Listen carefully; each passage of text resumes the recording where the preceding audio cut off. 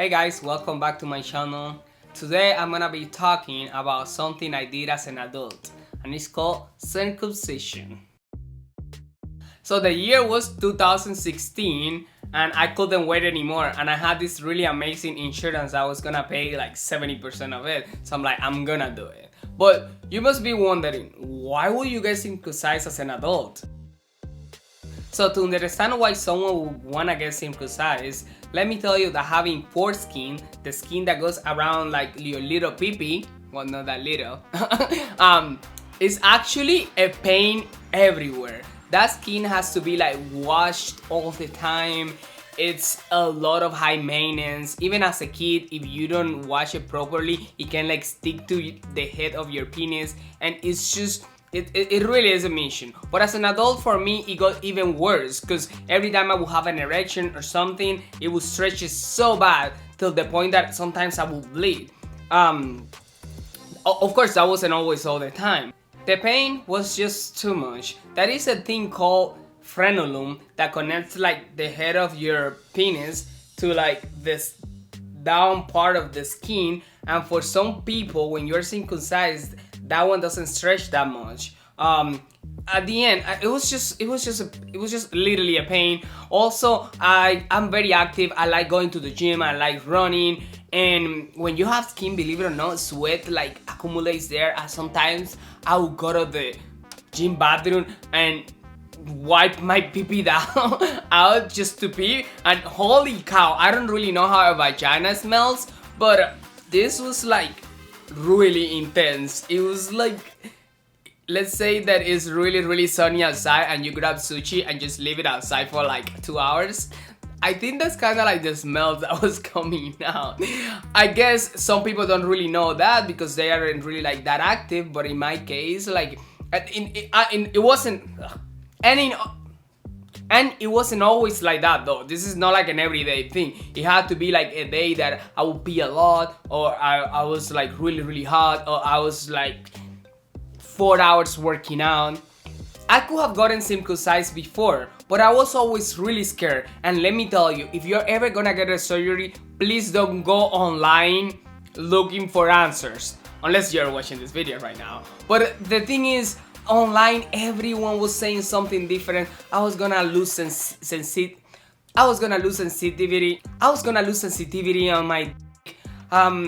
It could go bad. Like, I googled pictures of wrong circumcisions and stuff like that. I got so scared, so I really didn't make up my mind till 2016, and I was like, you know what, I don't want this anymore. Worst case scenario, my circumcisions go bad, I could just like shove off my and then just become a trans person. So when I finally decided I was just gonna get it, I went to a really good doctor, probably one of the best ones in Miami, because you know, you only have one penis and you really don't want to ruin that.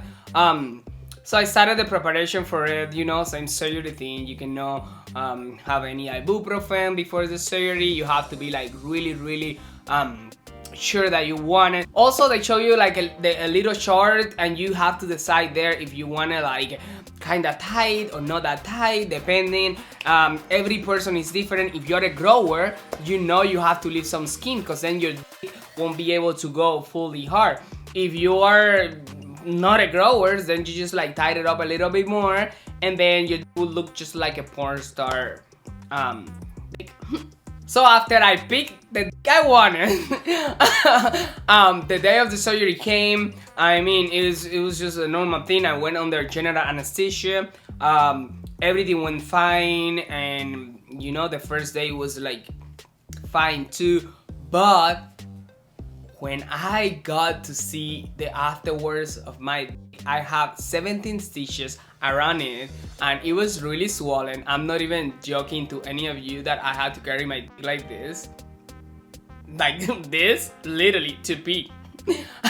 And that was a little bit traumatizing. Also, remember, like every open wound, it bleeds sometimes, so blood will dry up inside the urethra and it wouldn't let the pee come out. So what I had to do, I had to go warm water and then like put my penis inside the warm water, so the I had to put my penis inside the warm water so the blood would melt and I would allow my pee to come out. I had amazing support. I've always been really lucky to have amazing friends. So I have my friend Kevin, shout out to Kevin, like help me, you know, during the whole walking and bringing my groceries.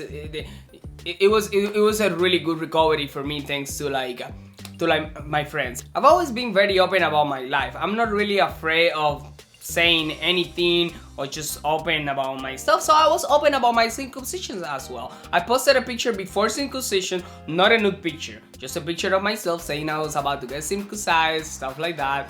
And then I posted one after, and I had no idea there was such a thing as anti-circumcision groups. These people are insane. I don't know if it's a cult or something. I mean, I'm an adult. I do with my dick whatever I want. And those people were attacking me all over online, commenting on my pictures, sending messages, sending messages to my followers. Holy cow, they need a hobby ASAP. Me, as someone who's lived with a circumcised dick and with an uncircumcised dick, I can tell you those people are completely stupid, fetish, skin lover. I don't even know how to describe it. I think it's completely unacceptable because no one should be telling me what to do. It's my body, and the way they were like portraying themselves, the attacks were too much. So this was one of the curious things about getting circumcised. I never expected I was gonna get that kind of hate. Like, there is so many things to worry about in the whole world. Don't worry about what someone decides to do with their dick. So the recovery was okay, like every single surgery. Just don't do anything crazy. Don't go physical, don't go drinking, don't go to the gym, don't go walking. If you have the chance of staying home completely in your bed, watching movie and just eating food, just do it. You know, it's only like a couple weeks, it's not that bad. I mean, you don't want any complications with that. My swollenness started coming down. My swelling started coming down. My stitches started falling off. I think the whole process of losing my 17 stitches was like 2 to 3 weeks. I remember I had like 1 or 2 that were really close to my frenulum that they will not come out, and I was like, oh, when is this gonna come out? Like, whatever. Another thing, remember, if you're young and you're sexually active, you won't be able to release yourself. By that I mean f***ing up. That means your blue balls are gonna be all over the place, literally, and you're gonna get random erection, and it's gonna look like you're watching Frankenstein, because when you have so many stitches around your penis and then you get an erection, all the stitches pull, and it's like kind of like a weird pain it feels good at the same time, but like the pain is there. So maybe if you're into pain, you might enjoy it. So talk about the So yeah, expect at least 2-3 weeks of recovery, at least, you know, for it to look decent and you can start like doing stuff. I would say more than a month around that time to go back to hardcore physical activities like a gym, for instance.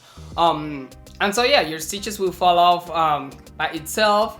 And the sex part, you're gonna have to wait at least like 4 months. Me myself, I didn't want to risk it, so I waited 4 to probably like 4-5 months, and I didn't start like probably till like after that. So like, let's say that this is my dick, I will then jerk off like this, so I would just go like this.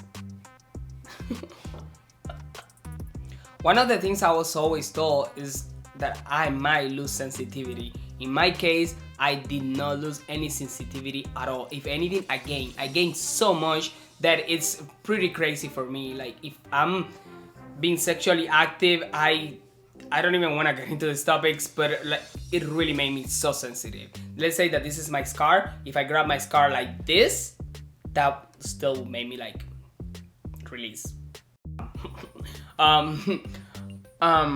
So yeah, everyone is different. In my case, it made me way more sensitive than before. When I had a skin, I was less sensitive. So don't be afraid of that part. And if you are having any doubts about getting circumcision, my recommendation as someone who got it is 100% go for it. You know, like sometimes when you have to make a decision and after you make it, you're like, maybe I should have done it, whatever. In this case, if I could go back in time, I would get it again. That's how completely, fully convinced I am that circumcision was the best part of my year. If anything, circumcision was one of the best decisions I've ever made. If anything, I'm kind of mad at my parents for not getting me circumcised as a baby. Well, when I was born, that wasn't really a thing, so it wasn't really an option. I'm just saying that if I ever have children, they are definitely 100% getting circumcised. It's really the best, and they don't have to go through like all this stuff and this little horror story that I went through. So, and just to finish this weird and super awkward video that I'm trying so hard to make it casual, but I'm pretty sure some of you are going through it with all the stuff I'm talking about. My conclusion is circumcision was the best. You are not gonna lose sensitivity. Please don't go to some sketchy surgeon if you don't have enough money to get circumcised. Just save it. But like I said before, take care of your dick and don't listen to people outside. They're always gonna criticize. They're always gonna see something wrong. All these anti-circumcision people are just bad shit crazy. Don't listen to any of them. If they are watching this video right now, whatever, mind your own business. Thank you so much for listening to my crazy story. Please let me know in the comment if you got circumcision as an adult or if you're about to get it. Just like, let's share stories here. I'll be reading all of them. And also let me know if there is any topics that you want me to talk about in the future. Bye!